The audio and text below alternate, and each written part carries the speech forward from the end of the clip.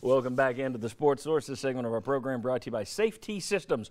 Whether it's a security system for your home or office, a home theater system, conference room video and audio setup, just home automation, nobody in East Tennessee can beat Safety Systems. Call VFL J.J. Surlis this week. All right, this is how the Vols got halfway home. They're 6-0, halfway through the regular season. Game 4.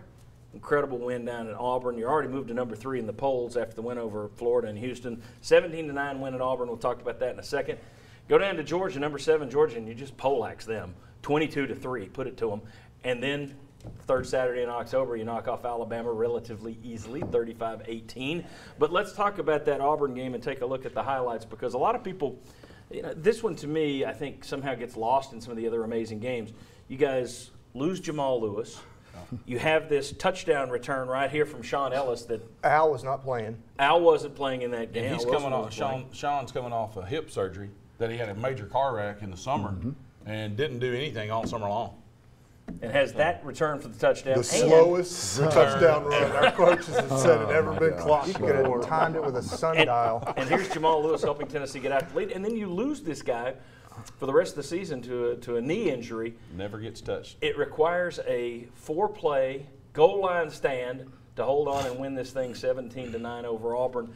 Your thoughts on that game? To me, that looked like, outside looking in, was there kind of a turning point game in this? I mean, was there, at some point, that defense had to start. You go from 33 points at Syracuse, now you're going to Auburn, and you're putting them 4-play goal line stand, you're returning touchdowns.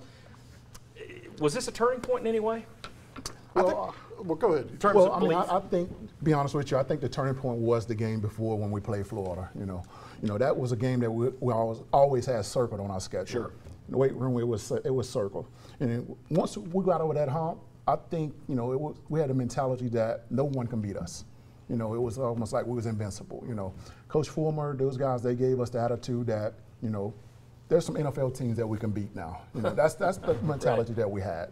That's how good we thought we were then. But when we got to Auburn and when Jamal got hurt, I kind of had a sense of it. We went downhill a little bit because we was like, oh my God, we just lost our best player. Yeah. But we all knew that we had about 2-3 backs that can fill in at any point in time and do the exact same thing. And that's what I was going to ask you, Spencer. You're on an offensive line that's one of the best that Tennessee's ever had. You've got, as we mentioned earlier, you're so deep at tailback that Sean Bryson's forced to play fullback. You got Travis Henry, you got Travis Stevens.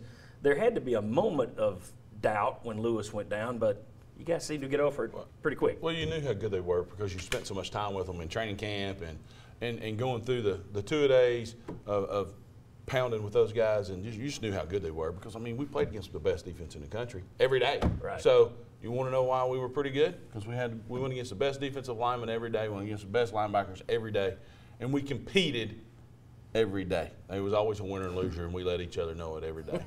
Good. Any other memories from that trifecta of games there, Auburn, Georgia, Alabama? Anything stand out to you, Will? I think, too, it felt like we also started we could believe in the people were going against us. Like in the Georgia game, I think most people said, oh, after this bad game against Auburn, they're going to get beat by Georgia. They're going to be shown to be a fake, because they've won 2 games by flukes in the last second. So really and truly, it really started becoming us against the world, and we have to step up and take care of our business. Well, and that showed in the polls. In that graphic we put up earlier, you guys were number 3 when you played Houston, and you dropped back to number 4 when you played Auburn. Right. Auburn wasn't ranked. Auburn wasn't ranked at all. Yeah. So you guys took a drop in terms of the polls there in that range.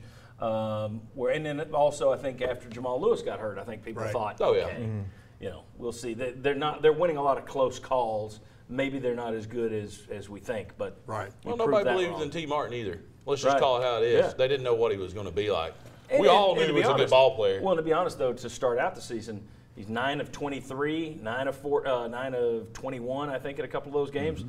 He wasn't tearing it up, and then the whole team got better week after week after week. But certainly he matured over as you go along, and you cannot replace game experience. Sure. That offensive line had played together a year ago, and we were puppies. When Peyton was a senior, we were all sophomores. Most of us in that group were all sophomores. We came in, and we were able to take some of the burden off of him, so to speak, with Jamal and things of that nature. And he knew that, but he didn't want that. He wanted to be the guy and go out there and throw the rock. Well, like any quarterback. Well, in terms of throwing the rock, we'll get to how much he developed in the next segment. He had a record-setting day. And in the next segment, we'll talk about the legend of Billy Ratliff. It was born against Arkansas. We'll see that next. Come on back. Billy Ratliff.